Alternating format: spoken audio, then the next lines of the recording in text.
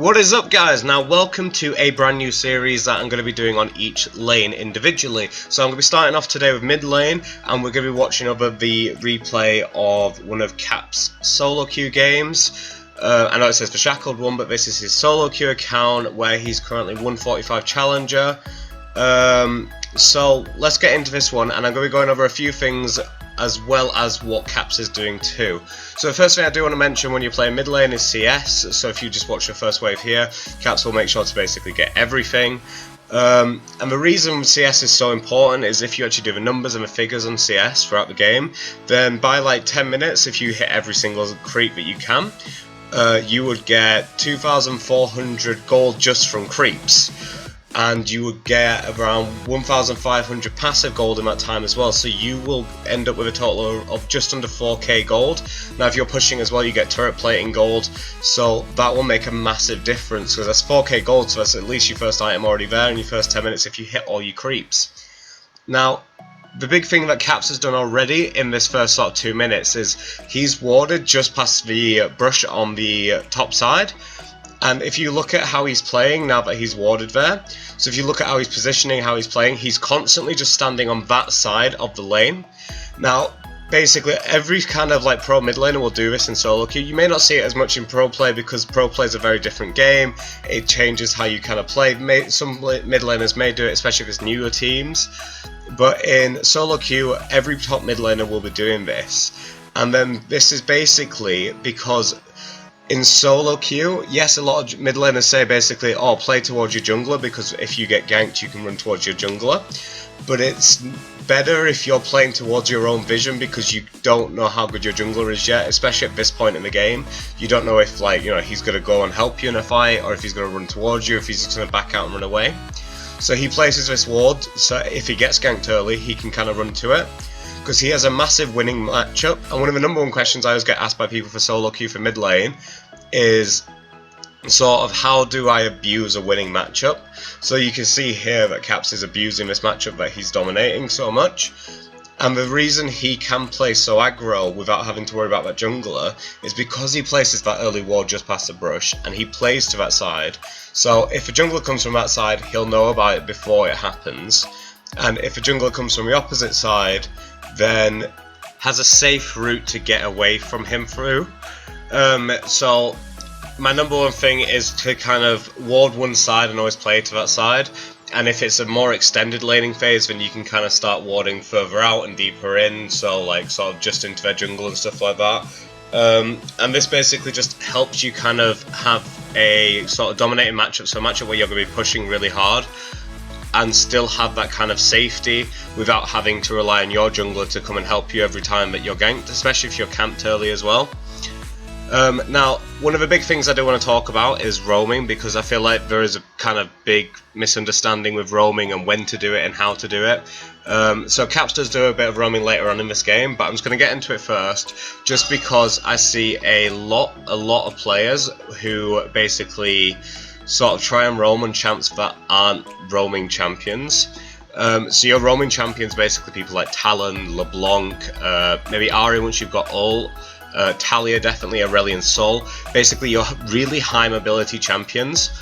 And now the reason I basically say that these are your kind of key roaming champions and your kind of key champions to be roaming on is because when you've got a champion that lacks mobility and you're trying to roam, or you are going to roam, then the amount of farm you lose in lane to someone who's got an ability to roam really quickly is very different. So you're going to lose a massive chunk of CS.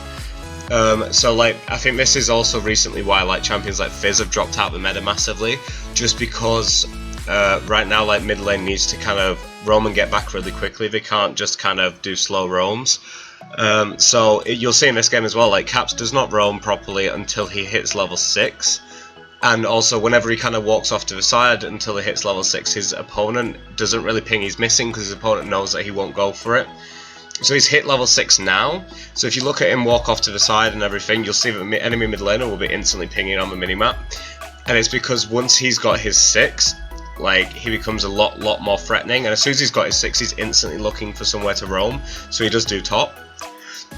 Now the reason I say like don't roam so much if you're not playing a kind of mobile mid is because if you actually weigh up the gold, then you roaming and getting 1 kill is actually going to be worth less than someone, say, pushing 3 waves and getting 1, maybe 2 turret plating, because a turret plating is worth 160 per plate.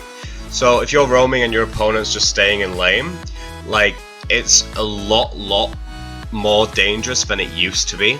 So before turret plating existed, if you were a roaming champion, your opponent got a wave or 2 and you got a kill and it was worth more.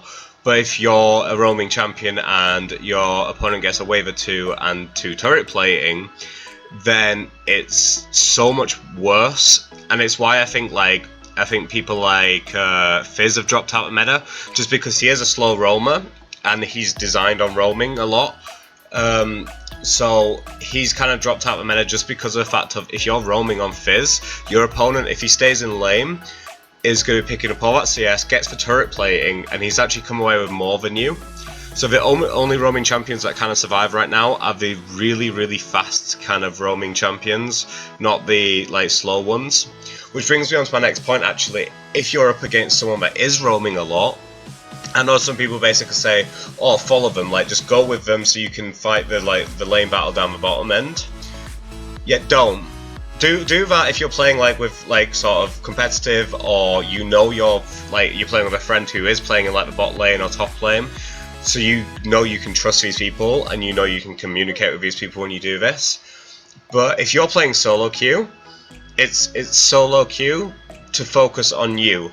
So be selfish, don't follow them, just shove the wave, get every CS, get every creep, get 1 or 2 turret platings, and if they come away with nothing, then you're going to be way up. If they come away with 1 kill, you're still going to be slightly up. If they come away with 2 kills, they've gone bot, then they're going to be slightly ahead, but you're not going to be so far behind where it's game over. It's just going to be a case of, it's going to be a lot more even than what it could have been. But I wouldn't say follow, I'd say just shove the lane and get everything that you need to get to where you want to be. The main reason for this being is, like, I know that this is a team-based game, but if you look at a lot of pro players like match histories, you'll see sort of like 16-4 games and stuff, and you always kind of think to yourself, how do they hard carry a game like that when I can't? And it's because they will focus on them and get themselves ahead, and then like once they get into the mid and late game, then focus on their teammates. So just make sure that you have the items and have everything that you need to do what you need to do to win the game. But once again, this does stress the importance of getting that CS score up, just because, so say if you do hold the lane rather than following and you just shove it and then get armor plating, if you're missing half of those creeps, then and the opponent roamer gets a kill, then you're actually going to be coming out behind or at a disadvantage. So you need to make sure you're getting your creep score, just so if you are staying in lane whilst a roamer's roaming, you're getting everything you need to get. One thing I want to point out as well that we've been seeing so far as well is that every time Caps has pushed a wave, he instantly moves to the side of his lane to kind of threaten that he's going to roam, just because it applies pressure to every lane, just because it's like, well, Talia could come. And I want to point out this move here. This kind of sneaky play, because he knows there's no vision because of a pink, is a really smart play, but it's only stopped because Rakan's sort of reaction speed is incredibly quick, and she still almost kind of comes away with the kills. So if that Rakan didn't dodge the knock up there, then that would have easily been an extra double. Just because he saw that there was a pink there, he knew that there was no vision there, so he went for that kind of loop around play. Coming back to my other point though, where it's constantly threatening to roam when you're on a roamer, is literally just because of the fact that it's just that you're constantly threatening other lanes, so you're applying pressure without having to actually be there. So especially when you're this far ahead, you're applying pressure to lanes and making them play in different ways that they don't want to be playing in, just because you're moving from side to side. So you shove the wave and then just move there. And I know a lot of people basically complain as well, they're just like, oh well, like once I've got the lead in my lane, how do I force it without losing too much? And that is the best way, threatening to roam without actually doing it. So you can basically still stay at your lane and still farm, but you constantly moving off to the sides when you're aware that there's no vision there. So if you look, he's pinked the brush at the top, So again, like just moving off to the sides, to constantly just threaten it, and also to get the vision here as well. And the reason being as well also is because your opponent mid laner will only ping for so long. And I know this is a case of, yeah, but what if my opponent mid laner pings all the time? And they just don't. And if they do, then fair enough. But most mid laners, they will only ping for like sort of the first like sort of 1 or 2, maybe 3, 4 roams.